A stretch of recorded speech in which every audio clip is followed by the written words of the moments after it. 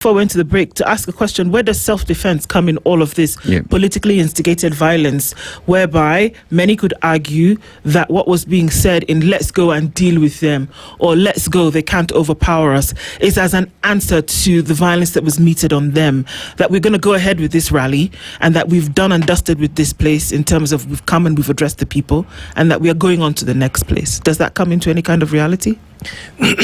If we were to look at things in that context, then we will not have a country. It means that everyone will be having their own goons to protect or self-defend, in quotes.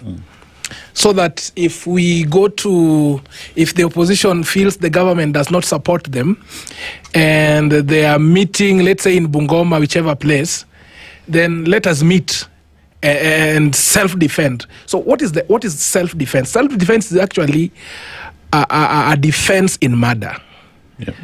That you actually acted in a particular way. Of course, the force must also be questioned, the degree of your reaction to protect yourself. For example, robbers attack you, and then you use a gun to kill them, that robber. The context really matters. Politically, in the political context, this does not apply. Because we have the police. And it is something that, of course, it's expected that if you have a political rally, for instance, you are expected to inform the police so that you can be given security. So why is the security? This security is two-way. There are those who may not want to participate in your political assembly. So the police protects them from interference. Number two, the police also protects you as the picketers or protesters, so that you are able to show the police that this is what we are doing, this is what time it will take, and we expect you to go with us. But do they though? Do they though, Wakili? Because if we're going to go by things we heard and what we saw, Babu Owino, who is the Member of Parliament for Mbakasi East, very clearly we heard him pointing at a police officer and saying, "Hey, Bana, you're watching as we're being vermeered here," essentially is what he said in that moment, where such a thing then became public. And he said, you have a duty of care here when this is happening. What did that mean? That the police officer and anybody else who was in that area could see what was going on, but they were just kind of like, riding along. How then do you justify that? That's why it's important to be very objective on this discussion. Exactly. There's a very thin line. But the thin line is that the police have a mandate. They have a duty to maintain law and order.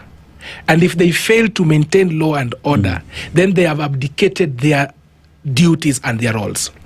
At no point does this duty or role shift to the public. It does not shift. The best they can do, which is actually provided for in the law, is to conduct arrest. So in this context, that's why I want to blame both sides. Those who uttered political incitements. But then these political incitements, if you look at it strictly in the law, then both parties are guilty. Because you cannot tell me that, like I mentioned, you cannot tell me that Babu Owino's people in their self-defense meeting those who had been mobilized, I don't know by whom. If they fight, then that means that he is protecting. The question is, who is he protecting? Then number two is now the time. And I think that is a political bad manners as well that we noted. Personally, as a legal counsel, when is a political rally supposed to be conducted? For example, taking a political rally at Homa Bay at around 7 a.m. or 7 p.m. in the evening is a recipe of chaos. Of course, the police are mandated to maintain law and order.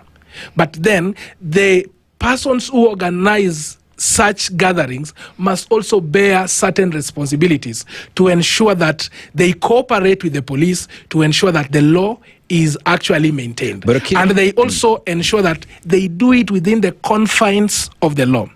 So yes, one, I want to